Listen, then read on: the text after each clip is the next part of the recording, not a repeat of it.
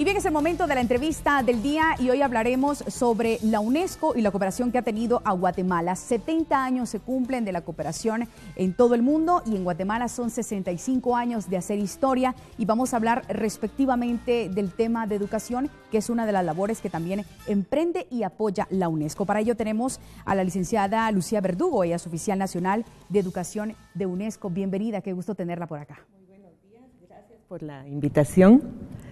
Y bueno, desde el año 1950 coopera la UNESCO en Guatemala. Hay muchos capítulos por revisar. Se ha trabajado por el desarrollo, con la equidad y fomentar también el diálogo intercultural a través de la educación. Y esto es precisamente de lo que vamos a hablar, porque se dice que un pueblo educado es el que progresa. Exactamente. También es importante conocer la misión de la UNESCO. En su constitución dice que las guerras se forjan en la mente de los hombres y las mujeres. Hoy que estamos conmovidos por la noticia del atentado en Francia, en nuestra sede, donde se realiza una reunión importante por el aniversario, se está expresando nuevamente que tenemos mucho que hacer para forjar en la mente de los hombres y las mujeres los principios de la paz. Formar esos cambios desde raíz. Por eso es que trabajamos a través de la educación, porque es a través de la formación de las personas desde que son pequeñas, que se van creando las actitudes y los valores para tener una sociedad más justa, más tolerante. Hoy es también el Día de la Tolerancia y estamos reflexionando sobre eso. El programa de aniversario en la sede de la UNESCO en París ha sido modificado para expresar las condolencias por el atentado sucedido. Que ha conmocionado al mundo entero. Así en Guatemala, respectivamente, han trabajado en alfabetización, en educación de pueblos indígenas y en educación extraescolar. Pero la UNESCO toma un papel muy importante, ya que se define, participa en la propuesta de la Agenda Educativa Mundial, es decir, las recomendaciones que se brindan al mundo entero para avanzar todos en conjunto. Este año fue decisivo, se cumplió la agenda que se estipuló durante el año 2000 al 2015, es decir, 15 años de educación para todos. Eso era lo que se dominaba en este tipo de agenda. ¿Qué avances tuvo Guatemala en ese aspecto? Bueno, esta agenda consistía en 6 objetivos. De los 6 objetivos tuvimos un avance importante en alfabetización. En 15 años se trabajó rápidamente y habría sido más grande el avance si el sistema educativo en su conjunto se hubiera fortalecido. Todos enlazados. Exactamente. Tuvimos un avance importante en primaria, pero no se consolidó lo suficiente con programas de calidad que permitieran que el avance continuara. Entonces hay una curva negativa en los últimos años que nos indica que tenemos que trabajar más en primaria. Hubo también avance en preprimaria y secundaria porque la situación estaba muy rezagada, pero todavía tenemos desafíos por delante. Tanto que se ha hablado sobre la educación bilingüe, sobre el derecho que tienen las comunidades mayas de tener educación en su propio idioma y no exigírseles tanto el dominio del español. Sí, eso es fundamental, sobre todo cuando consideramos el nivel de monolingüismo que hay en Guatemala. Es mucho más grande que lo que se piensa normalmente.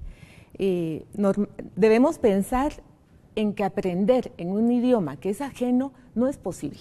Entonces hay una cuestión que va más allá de cuestiones políticas o razones sociales, sino que son razones puramente pedagógicas que se requieren para que el aprendizaje se dé con calidad.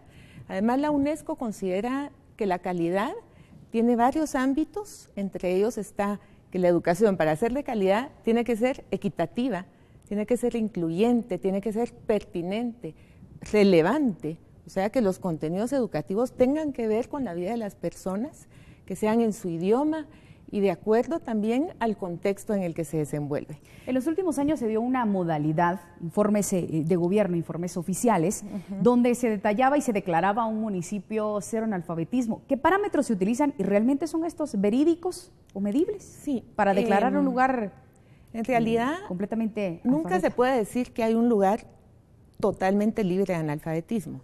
Hay un porcentaje del 4% que se considera, digamos, común para pensar que ya se ha tenido un logro de alfabetización universal.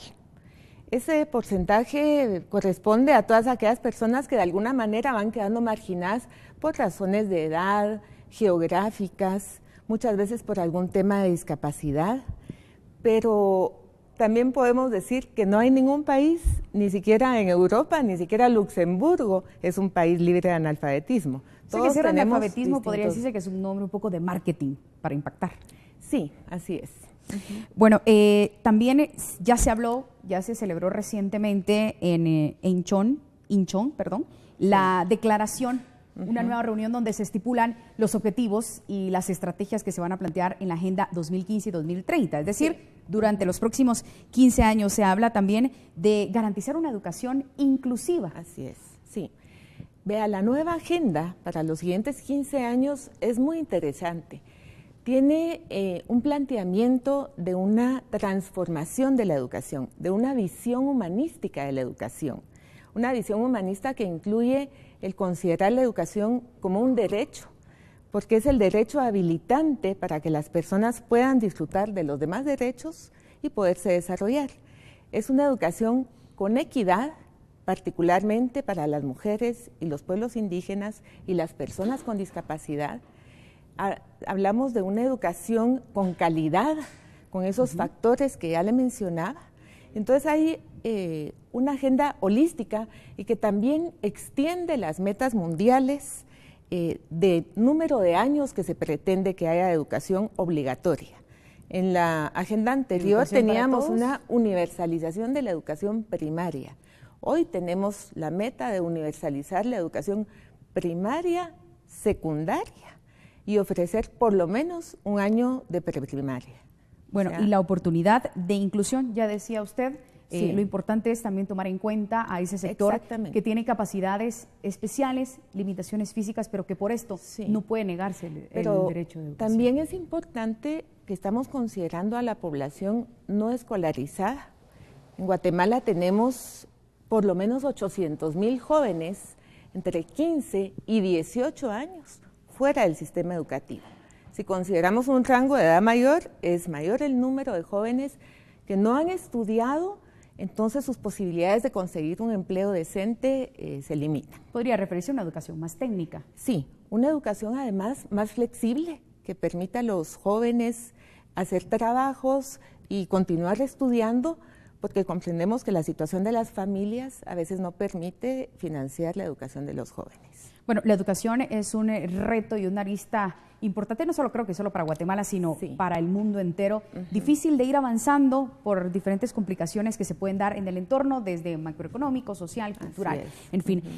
¿Cuáles son los mayores retos para Guatemala? Se dice que Guatemala es uno de los países que menos invierte en la niñez.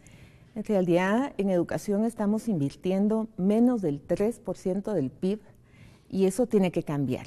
O sea, Guatemala le tiene que apostar a la educación si se quiere desarrollar económicamente, socialmente. Es un país que necesita muchos cambios en las actitudes de los jóvenes. Tenemos una cultura de violencia muy fuerte. Nosotros trabajamos para la formación de los jóvenes, para la prevención de la violencia y construir una cultura de paz. Entonces es un verdadero desafío para el país. No debemos pensar solo en términos económicos, sino también en términos de convivencia humana. Sí, social y cultural. Nosotros decimos que para considerar que la educación es de calidad también hay que aprender a hacer, a conocer, a convivir con los demás. Y entonces todos estos pilares de la educación hacen que la educación sea completa, integral. Entonces es muy importante que Guatemala le apueste a la inversión en educación para que la cobertura de preprimaria aumente. En este momento es de menos del 50%. Y no digamos la cobertura en la educación media. En los básicos tenemos solo a 4 de cada 10 jóvenes estudiando y en diversificados solo a 2 de cada 10 jóvenes, incluyendo la educación privada, que es bastante alta en educación media. Bueno, ya para cerrar, porque el tiempo se nos agota, 10 minutos son tan cortos para poder abordar esta temática. ¿Cuáles son los mayores retos para Guatemala? Y según informes se invierte poco, ya lo dijimos. ¿Qué recomendaciones dan ustedes porque es una tarea ardua que debe ser responsabilidad de Sí. toda la sociedad, no solo del gobierno, de los padres de familia, sino de todos en conjunto. El tema educativo es un tema muy complejo, pero sí consideramos que hay que comenzar a renovar, a innovar el paradigma educativo que se está aplicando. Tenemos una inversión baja, donde tenemos más inversión es en primaria y aún así los resultados de aprendizaje en la primaria son deficientes. Entonces hay necesidad de innovar la práctica educativa en las aulas, hay necesidad de consolidar la formación de los docentes, porque los docentes siguen siendo esenciales en la formación de los niños, y pensar en que los jóvenes, los niños necesitan aprender pensamiento crítico, necesitan aprender a pensar. Ya no memorizar ni algo así, sino que, como decía usted, mejorar la práctica educativa. Ese sería como el nuevo paradigma que nosotros estaríamos promoviendo. Bueno, muchísimas gracias, licenciada Lucía Verdugo, por acompañarnos, Mucho representante gusto. de la UNESCO Oficial de Educación. ¿Cómo se despide de los guatemaltecos? Y quisiera que le hiciera ese llamado específico a los padres de familia. Sí, a mí me parece que los padres de familia tienen una función fundamental, sobre todo de vigilancia, podríamos decir de fiscalización de lo que está pasando con la educación de sus hijos. Por un lado decimos que es en casa también el lugar esencial de la educación, sobre todo de la persona, pero los padres de familia tienen muchos compromisos hoy en día y confían mucho en los centros educativos, y por eso tienen también que observarlos de cerca. Yo en realidad el llamado que haría es a que la sociedad guatemalteca exija la educación como un derecho de la niñez, la juventud y los adultos, porque la educación tiene que ser a lo largo de toda la vida. Hoy en día no podemos conformarnos, incluso los adultos, con lo que aprendimos hace 20 años, tenemos que seguir siempre estudiando y actualizándonos. Entonces es un derecho humano fundamental, habilitante, y hay que luchar porque se cumpla en nuestro país.